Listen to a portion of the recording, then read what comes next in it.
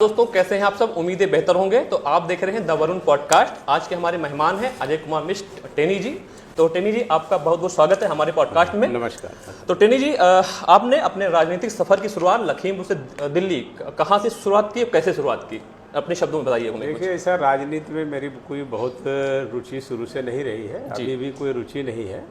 राजनीति में मैं काफ़ी देर से आया और 1999 में मैं जिला सहकारी बैंक का निर्विरोध डायरेक्टर चुना गया, फिर निर्विरोध उपाध्यक्ष चुना गया, फिर जिला पंचायत का सदस्य चुना गया, फिर विधायक चुना गया, फिर सांसद चुना गया और उसके बाद केंद्र में मंत्री भी बना।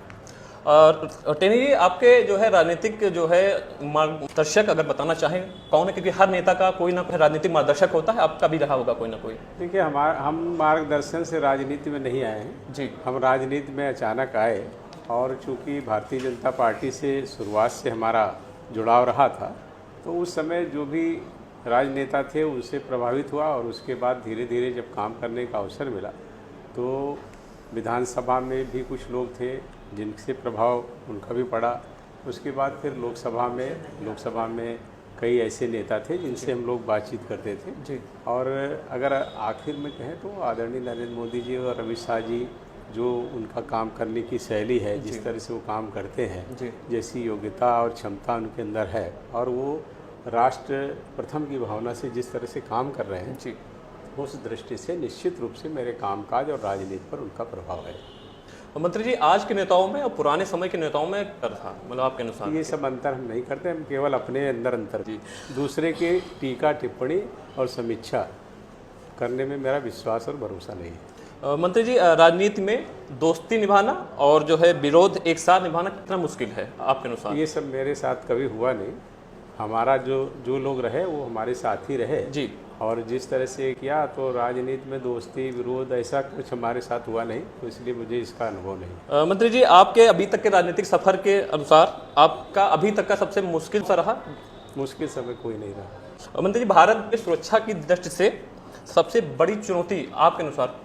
किसी भी राष्ट्र की सुरक्षा, उसके जो प्रमुख काम होते हैं, जैसे देश की सुरक्षा है, सीमाओं की आंतरिक सुरक्षा है, अर्थव्यवस्था है, विदेश नीति है और लोगों की भलाई के लिए इंफ्रास्ट्रक्चर खड़ा करना है, ये सब प्रमुख काम किसी भी राष्ट्र के लिए होते हैं। उस दृष्टि से भारत एक बड़ा देश है और बड़ी जनसंख्या का देश है, इसलिए सीमाओं की सुरक्षा और देश में आंतरिक सुरक्षा व्यवस्था ठीक रखना ये सरकार की जिम्मेदारी होती है।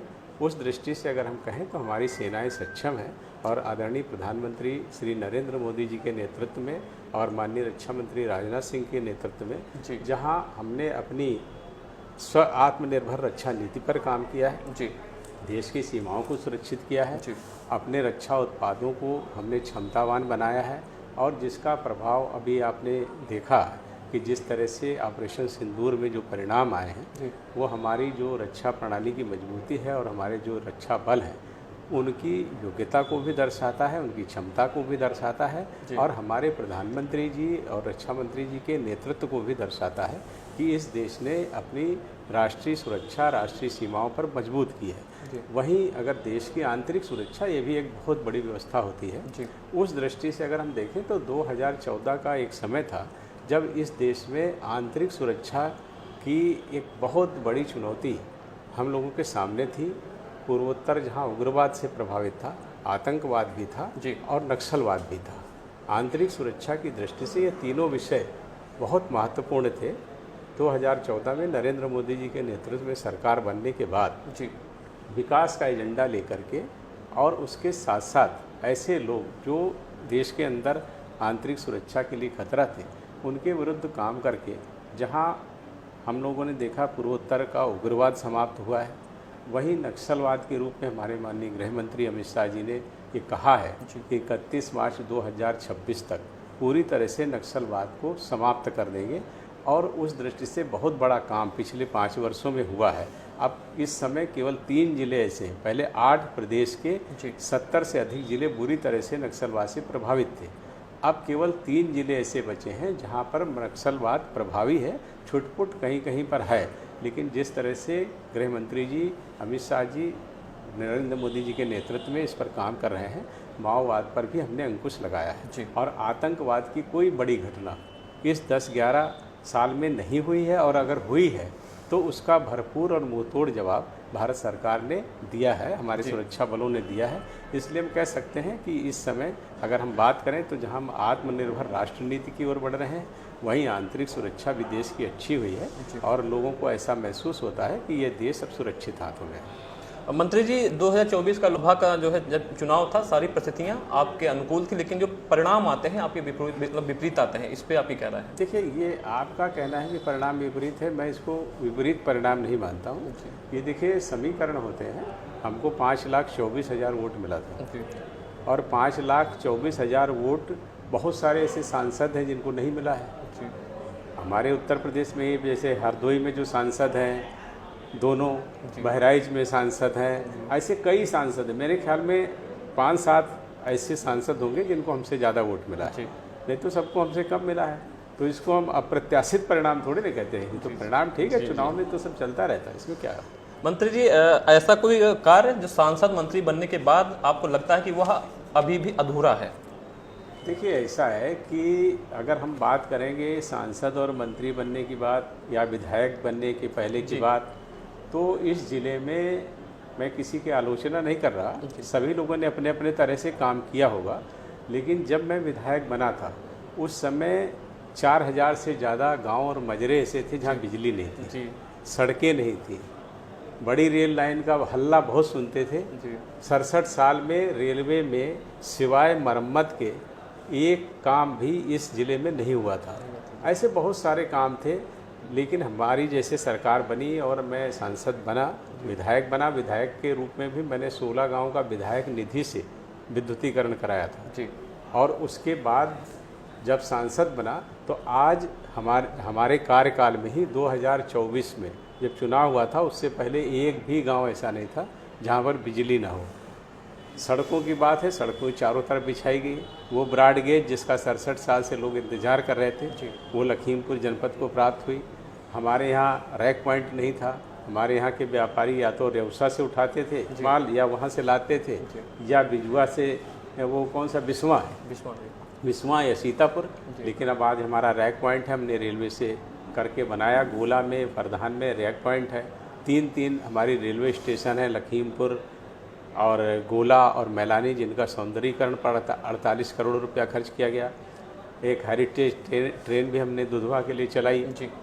इस दृष्टि से अगर देखेंगे तो रेलवे में भी बहुत काम हुए, नेशनल हाईवे बने, ऐसे बहुत सारे आप देख रहे हैं, फ्लाईओवर बने।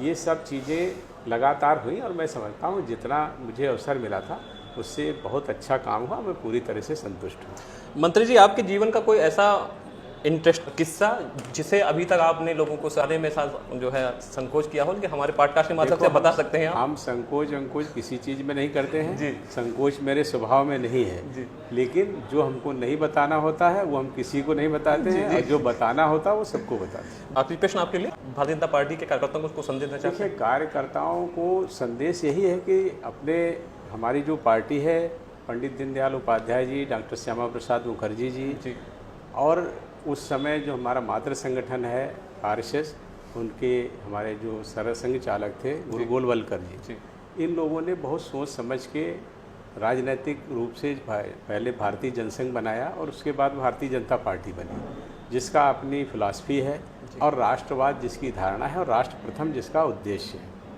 उस दृष्टि से हम लोग काम करते हैं।